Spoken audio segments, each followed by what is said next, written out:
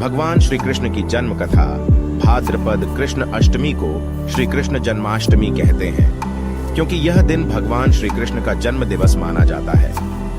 इसी तिथि की घनघोर अंधेरी आधी रात को रोहिणी नक्षत्र में मथुरा के कारागार में वसुदेव की पत्नी देवकी के गर्भ से भगवान श्री कृष्ण ने जन्म लिया था। यह तिथि उसी शुभ घड़ी की याद दिलाती है और सारे देश में बड़ी धूमधाम से मनाई जाती है। जन्माष्टमी के दिन भगवान श्री कृष्ण की जन्म संबंधी कथा भी सुनते सुनाते हैं, जो इस प्रकार है। द्वापर युग में भोजवंशी राजा उग्रसेन मथुरा में राज्य करता था। उसके आतताई पुत्र कंस ने उसे गद्दी से उतार दिया और स्वयं मथुरा का राजा बन बैठा। कंस की एक बहन देवकी थी, जिसका विवाह वसुदेव नामक यदुवंशी सरदार से हुआ था। एक समय कंस अपनी बहन देवकी को उसकी ससुराल पहुंचाने जा रहा था। रास्ते में आकाशवाणी हुई, हे कंस, जिस देवकी को तू बड़े प्रेम से ले जा रहा है, उसी में तेरा काल बसता है। इसी के गर्भ से उत्पन्न 8वां बालक तेरा वध करेगा।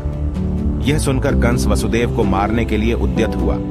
तब देवकी ने उससे विनयपूर्वक कहा, मेरे गर्भ से जो संतान होगी उसे मैं तुम्हारे सामने ला दूंगी। बहनोई को मारने से क्या लाभ है। कंस ने देवकी की बात मान ली और मथुरा वापस चला आया। उसने वसुदेव और देवकी को कारागृह में डाल दिया। वसुदेव देवकी के एक एक करके 7 बच्चे हुए और 7 को जन्म लेते ही कंस ने मार डाला। अब 8वां बच्चा होने वाला था। कारागार में उन पर करे पहरे बैठा दिए गए। उसी समय नंद की पत्नी यशोदा को भी बच्चा होने वाला था। उन्होंने वसुदेव देवकी के दुखी जीवन को देख 8वें बच्चे की रक्षा का उपाय रचा। जिस समय वसुदेव देवकी को पुत्र पैदा हुआ, उसी समय संयोग से यशोदा के गर्भ से एक कन्या का जन्म हुआ, जो और कुछ नहीं सिर्फ माया थी। जिस कोठरी में देवकी वसुदेव कैद थे, उसमें अचानक प्रकाश हुआ और उनके सामने शंख, चक्र, गदा, पद्म धारण किए चतुर्भुज भगवान प्रकट हुए। दोनों भगवान के चरणों में गिर पड़े।